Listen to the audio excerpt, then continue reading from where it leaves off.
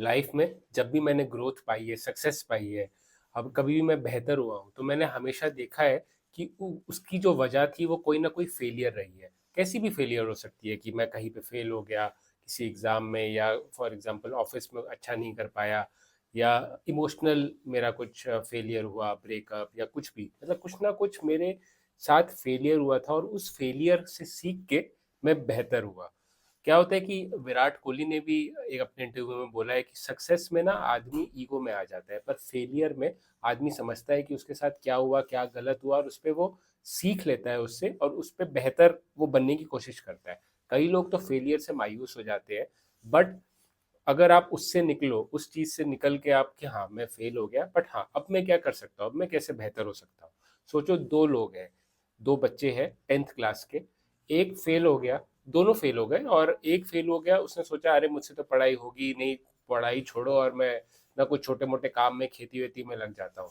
दूसरा जो लड़का है वो फेल हुआ, उसको ठेस लगी बहुत, और उसने सोचा कि नहीं, मैं फेल हुआ हूँ, मैं और बेहतर करूंगा और 100% अपना दूंगा, 200% दूंगा, और वो आगे चल के उसने आईआईटी क्लियर कर दिया। और ये ऐसी कोई मनगढ़ंत कहानी नहीं है, ये मैंने देखा है अपने स्कूल में होते हुए।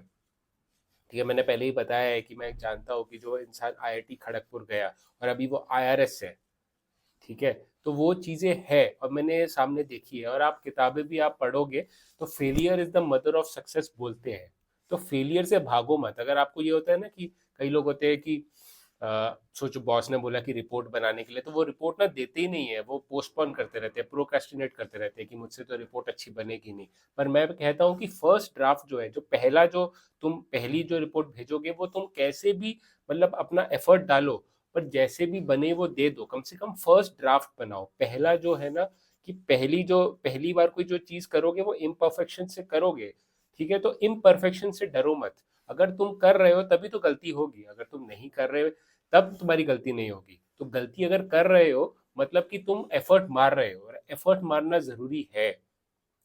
हमारे कल्चर में ना सक्सेसफुल लोगों के पीछे ही पड़े हुए हैं, ये सक्सेसफुल है तो उसका बिल्कुल बोला जाता है।